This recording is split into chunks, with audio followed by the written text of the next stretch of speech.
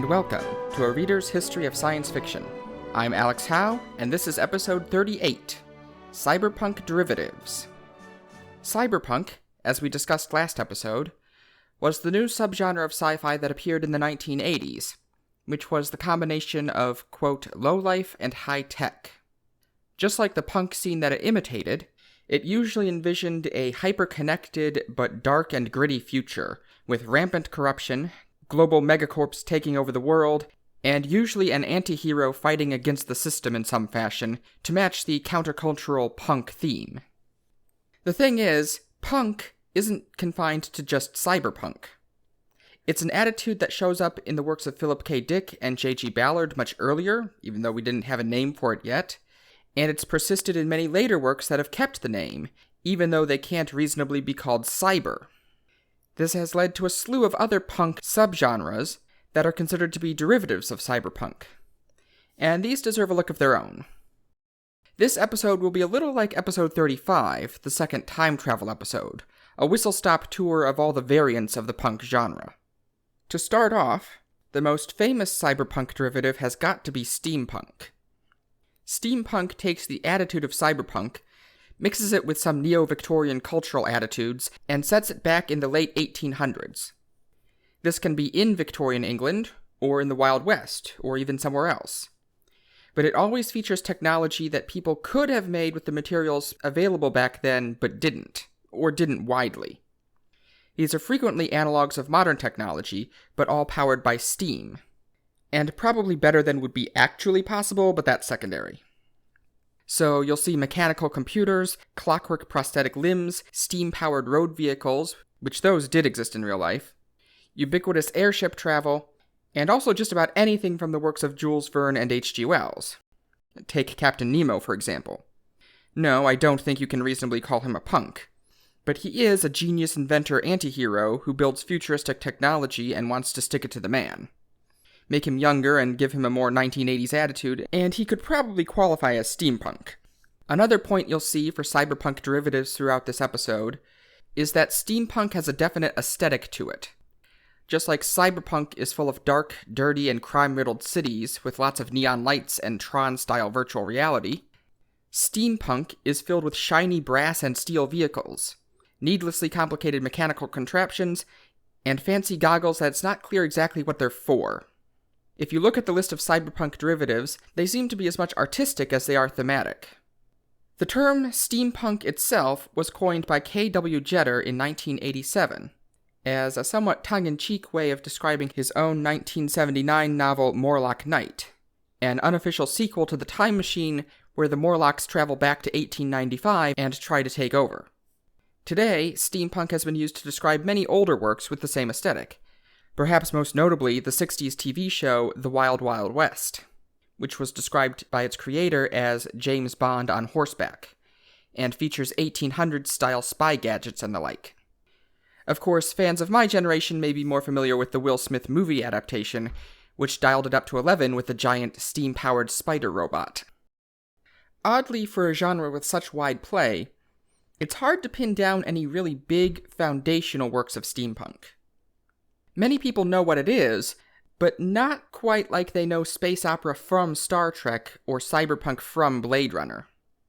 Many examples are adaptations of classics, like the 2002 version of The Time Machine, the 2004 version of Around the World in 80 Days, or the Robert Downey Jr. Sherlock Holmes films. You can pick out a few other titles like Disney's Atlantis the Lost Empire, or The League of Extraordinary Gentlemen, or Japanese steampunk, like Miyazaki's Howl's Moving Castle. But none of them really stand out like Blade Runner does. However, there is one book that is credited with popularizing steampunk, and which also ties it back more directly with its cyberpunk roots. The Difference Engine, written in 1990 by the classic cyberpunk duo of William Gibson and Bruce Sterling. The Difference Engine, more so than most steampunk, is very clearly an alternate history rather than a fantastical period piece. Peripherally featuring many historical figures such as Charles Babbage, Ada Lovelace, and her father, a very out-of-character Lord Byron. The point of divergence in the Difference Engine is that Charles Babbage realized his real-life dream of building a difference engine, a steam-powered mechanical computer, in the 1820s, instead of languishing in endless redesigns for his entire life. And Babbage's partner, Ada Lovelace, doesn't die of cancer in 1852. Instead, she becomes the world's premier authority in quote-unquote engine mathematics. Babbage and Lovelace spark a sort of computer revolution in Victorian England. By 1855, mechanical computers are mass-produced, by the standards of the time, and are growing ever more complex. The police use citizen ID numbers and dot matrix printers in their work, for example. Other steampunk technology has become widespread too. Steam carriages, a curiosity in our timeline, are beginning to fill the role of cars. And the British Empire, fueled by its computing resources, has become even more dominant on the world stage, collapsing the United States by espionage and opening Japan to trade. Even stranger, the entire social order has been almost turned upside down. Lord Byron, presumably carried on the success of his daughter's work, has become Prime Minister, and actually supports the radical industrialists, a far cry from his Luddite sympathies in our timeline. And lordships are handed out like candy to the most accomplished savants, their word for scientists, who were still more commonly called natural philosophers at the time. In this milieu, we have Edward Mallory, a paleontologist who discovered the Brontosaurus 25 years before Othniel Charles Marsh did in our timeline. Through a chance encounter with Lovelace, Mallory comes into possession of a mysterious set of computer punch cards that many people believe to be a very valuable program. In the middle of a hot, polluted London descending into riots, Mallory suddenly has to deal with the criminals, who will stop at nothing to get their hands on those punch cards, and are going after anyone close to him. And while we're on the topic of the difference engine, I should probably also mention Sidney Padua's graphic novel, The Thrilling Adventures of Lovelace and Babbage, a more humorous take on the same premise. But steampunk is only one historical variation on cyberpunk. The nature of the world over the past few hundred years is such that you only have to shift the timeline a few decades, and you get a different set of technology and a different aesthetic. I think the next most notable case is dieselpunk.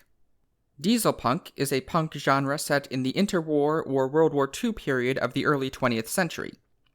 Dieselpunk trades brass for steel and coal and steam for oil and the internal combustion engine. And while they may still use airships, they also bring in airplanes. The term dieselpunk was coined in 2001 by Louis Polak to describe his tabletop RPG Children of the Sun. However, better-known examples of dieselpunk are commonly considered to be Sky Captain and the World of Tomorrow, the Wolfenstein games, and The Man in the High Castle. The animated TV show The Legend of Korra is also frequently cited as having a dieselpunk aesthetic, with the magic system of that world propelling faster development of technology. However, I've seen a strong argument that the most famous dieselpunk story of all time hails from long before dieselpunk existed. It's Atlas Shrugged, of all things. It may not be obvious, but it kind of makes sense. Even though Atlas Shrugged goes for a radical social Darwinist philosophy rather than standard punk, its countercultural, individualist, burn-the-system attitude toward the dominant-in-story socialist culture does put it in the same category as the later punk genres. Note how the video game Bioshock, which is very much biopunk, draws a lot on Ayn Rand's objectivism. Rand even features sci-fi technology, with Hank Rearden's Rearden Metal and John Galt's frankly absurd Engine, which seems to be inspired by Nikola Tesla's alleged free energy inventions. Anyway, shift the timeline forward to the Cold War, and you get atompunk. This is your classic retrofuturism. The post-World War II era of the space race, espionage, and people predicting that everything would soon be nuclear-powered even when it didn't make logical sense. Now, this is where the punk paradigm starts to fall apart, because many contemporary works of the actual Cold War in the 50s and 60s are regarded as precursors to modern atompunk, from James Bond to the Jetsons. In modern works, Wikipedia points to movies like The Iron Giant and The Incredibles, and games like the Fallout series as examples. But when you start getting this many contemporary works, it kind of breaks the pattern a bit. But despite the paradigm kind of falling apart, Wikipedia still tries to wedge another subgenre, steelpunk, in between atompunk and actual cyberpunk. Steelpunk seems to be late 20th century, but more hardware and engineering than cyber and virtual reality. The examples it cites include Sky Captain again, Snowpiercer, The Terminator, and Mad Max. And I bring this one up not to claim that steampunk really is a distinct subgenre. Personally, I don't think it is. But to show how murky this can get when you wade into the details. And the best example of that is, what is Mad Max? I think it's pretty clearly punk, but what kind? I've seen it listed as diesel punk, and that world is definitely built on oil. It's listed as steampunk because it's based on late 20th century heavy-duty hardware. And I've also seen it described, probably most accurately, as a post-apocalyptic variant called salvage punk. So you can see how they start to blend together. But that doesn't stop people from generating ever more cyberpunk variants. Just as you can shift to later times, you can also shift to earlier times. Clockpunk has an aesthetic of 17th and 18th century clockwork automatons, which can still provide some anachronistic technology. The classic case is Jay Lake's novel Mainspring, but a better-known example is the 2011 version of The Three Musketeers, where people are flying around in airships in 1625. Push it back to medieval times, and you have swordpunk. Here, it's starting to get pretty empty, honestly. An interesting source I found called the Aesthetics Wiki lists Treasure Planet and The Legend of Zelda Breath of the Wild as swordpunk. And with Treasure Planet, that's straight-up aesthetics. Nothing to do with the actual technology involved. Actual swordpunk technology might be things like you see in Robin Hood, Prince of Thieves, even though that's not swordpunk as a whole, where Morgan Freeman invents the telescope in 1194. But we can keep going. The Aesthetics Wiki lists bronzepunk and sandalpunk as alternate names for a Greco-Roman look, with films like Clash of the Titans and games like God of War. There's even stonepunk for the Stone Age. People sometimes point to the Flintstones for this, even though it's really not. The Flintstones just has a few of the trappings, with advanced technology created with stone tools and animals. For actual stonepunk, think a more serious punk version of the Flintstones, such as 10,000 BC, The Land That Time Forgot, or The Clan of the Cave Bear. But even this is only half of the story of Cyberpunk Derivatives. First of all, you can see from the various lists you'll find that many supposed derivatives are pure art styles rather than specific period pieces. Things like Rococo punk and Deco punk. One of the most unusual might be splatterpunk, an alternative name for gory, violent 1980s horror films. There are a few side branches like elf punk, which overlaps strongly with urban fantasy, but the main other set of variants come from newer technology than the original cyberpunk, as science marches on. Post-cyberpunk is a thing in its own right, but we'll get to that in the next episode. It's a little different because it generally drops the punk attitude. Bruce Sterling coined the term nowpunk for his 2004 book The Zenith Angle, which deals heavily with the aftermath of the dot-com bubble and the 9/11 attacks. It's much more millennial than the original cyberpunk. Cyberpunk carried forward into the era of the actual internet and early social media. MySpace, if not Facebook.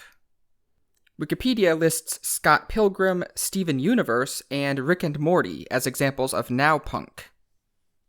But much bigger are two cyberpunk derivatives that are based on the technologies that the original works didn't address, or at least not head-on, but that we can now see on the horizon.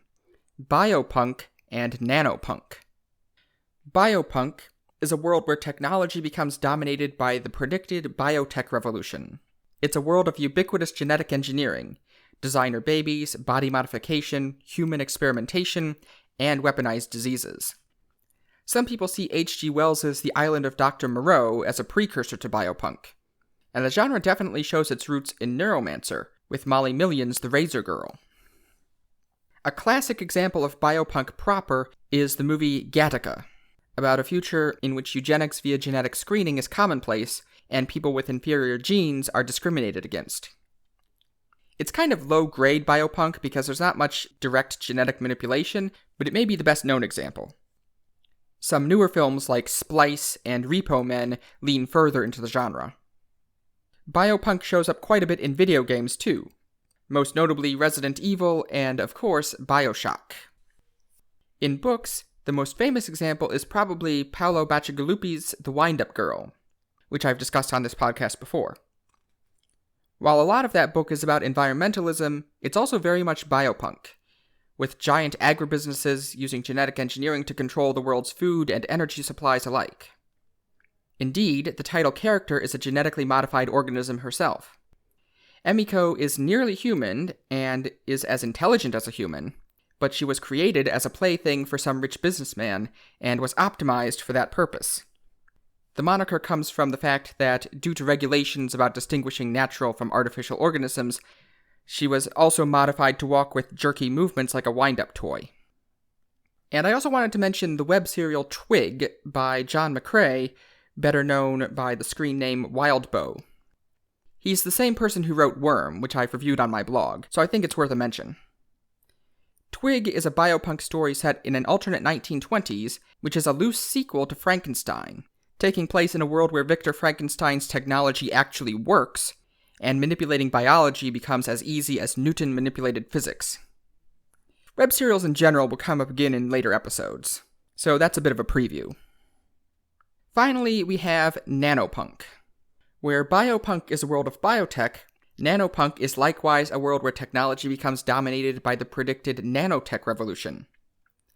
The technology here is characterized by molecular scale 3D printing, medical nanobots, utility fog, and yes, sometimes gray goo. Admittedly, this is probably the closest variant to the original Cyberpunk, and it's an obvious bridge to transhumanism, which we'll discuss in the next episode, but it's still distinctive. Nanotech by itself shows up in a fair number of works, but in my opinion, nanopunk proper is a bit more selective, and maybe not as developed as biopunk. Typical examples are Michael Crichton's Prey, the Deus Ex video games, and the 2014 film Transcendence. However, the biggest example to me is another Neal Stephenson book, The Diamond Age, or A Young Lady's Illustrated Primer. As you can expect from Stephenson, The Diamond Age is a very big, dense book. He wrote it in 1995, so in much the same environment as Snow Crash. And there are only a few hints given, but The Diamond Age seems to be a loose sequel to Snow Crash, set most of a century later. It has a different vibe to it, though. It's much less virtual reality focused, for one, although perhaps that's because people in this time have so much more control of the physical world around them. The Diamond Age is also similar to Snow Crash in that it is halfway post-cyberpunk. By that, I mean that it rebels against many of the conventions of core cyberpunk. We see that quickly when the first protagonist, Bud, who is very much a cyberpunk stereotype, is killed by an actual, functional law enforcement system before the end of the first act. This world is brighter than Snow Crash. There are more glittering towers and less urban decay. The problems of poverty and inequality, while still very real, are not always as visible, not written as plain across the face of the world. And out-and-out villains, while certainly not uninvolved, are arguably less involved, the biggest one being a revolutionary army rather than a corporate overlord. And yet, the main protagonist of the book, Neal, is a girl from a poor, abusive household struggling to climb up through a social structure that seems determined to ignore her plight.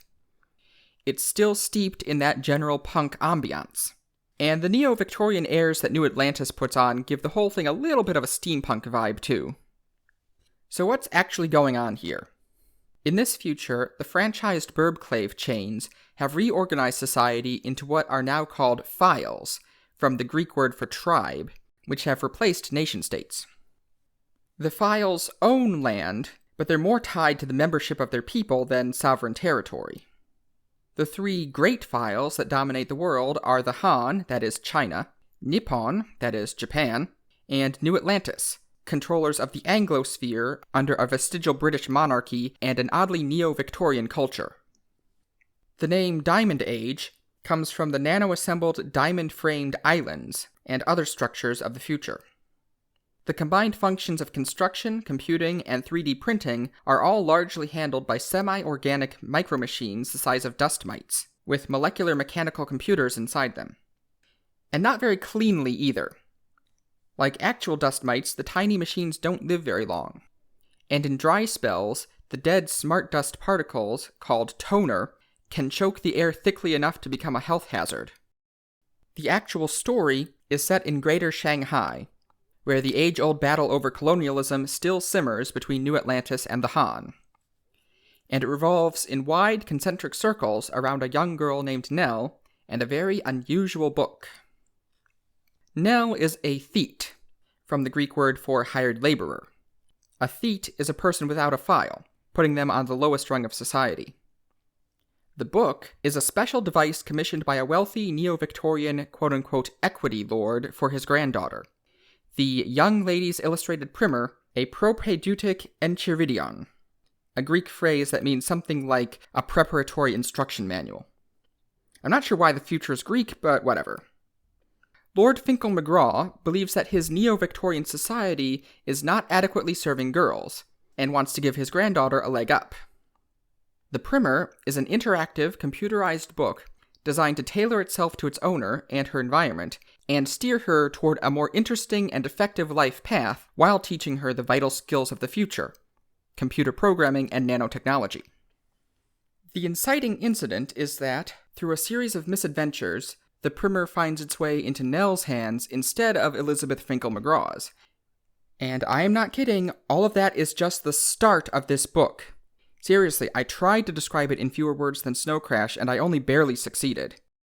And it only gets crazier from there. It starts with Neal getting the Primer, and ends with the violent revolutionaries getting their collective butts kicked by an army of 12-year-old girls. It mostly makes sense in context.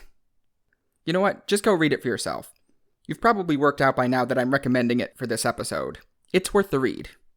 Although, like last time, explicit content warning.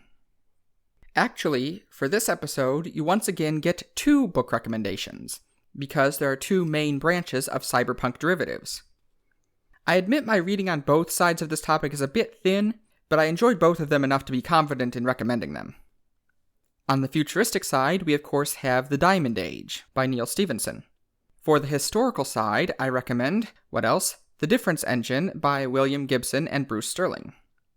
It's the classic example of steampunk, and it paints a great picture of how the punk genre can be applied to earlier historical eras.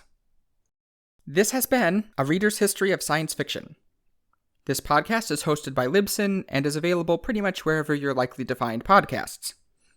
You can find me on YouTube at Science Meets Fiction, on Twitter at SciMeetsFiction, and my own website, sciencemeetsfiction.com. And I do have a companion post on my blog for this episode. Much like the second time travel episode, the list of all of the media mentioned in an overview like this is just too long to fit in the description. Visit sciencemeetsfiction.com for a written copy. In the next episode, we finish our trifecta by taking a look at where the genre went when it came out the other side of cyberpunk.